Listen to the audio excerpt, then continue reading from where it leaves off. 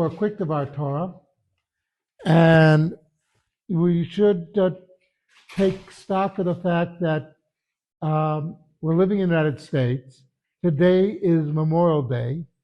This is for the people who died defending not just the United States. It's not, when someone goes into the U.S. military, they don't take an oath to defend the land.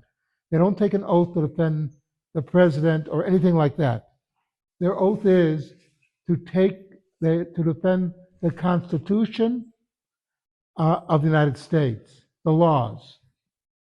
And it's a very Jewish idea, in fact, because for us, the important thing is the Torah. You could say the Torah is our Constitution.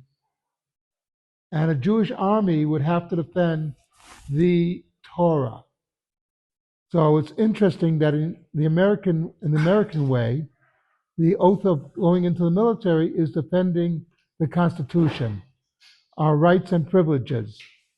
Because also according to the Torah, you have the concept that, we leave Egypt. It's a holiday of freedom, but we're not totally free. We're not free until we get to Mount Sinai and we get the Torah. The Torah is what makes us free. We have to remember that the important issue is remembering why God took us out of Egypt. God didn't take us out of Egypt because he had nothing better to do that day. He didn't take us out of Egypt just because we're slaves. There were a lot of slaves. He took us out for a purpose. The purpose was to live according to the Torah and let the world see how we live according to the Torah.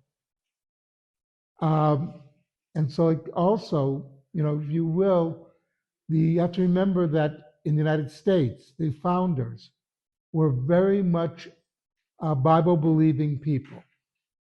The most quoted book at the Constitutional Convention was the book of Deuteronomy, Sefer Devarim. People aren't aware of that they really based the office of the presidency on the laws of the king of Israel, as mentioned in Devarim, in Parshat Shoftim. That they looked at that as their sign. This is how a country should be. And you should know that after the Constitution was completed, before it was voted on, Reverend Stiles, who was president of Yale, yes, at one time Yale had a president who was a reverend, okay, but not like today. But Reverend Stiles went around and he explained the Constitution in terms of Sefer Shoftim, the book of Judges, of how this is what we're supposed to be living by. So in other words, there was a definite connection between the American experience and the Bible. It's no accident if you go around, you see a lot of cities with biblical names here in the United States. This is who were the founders.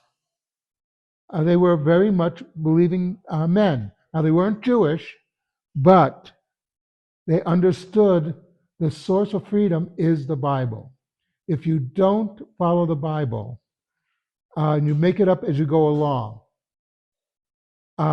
it's not going to be worth anything. The last survivor of the Battle of Bunker Hill was an old man in the 1840s, and they asked him, what drove you to go into that fight?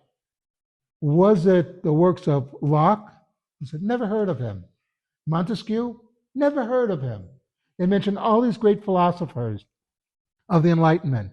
He hadn't heard of any of them. They said, what was it that drove you? He said, my Bible.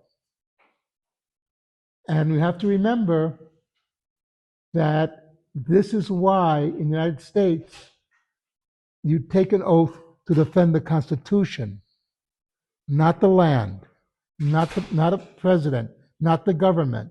Well, the government in the larger sense of the word, But the point is this type of government. So it's something that we should bear in mind, especially on a day like today when we honor those men and women who died defending this country so that we can have the freedom to be able to pray here at Ohr Tzedek as Jews. Something to think about.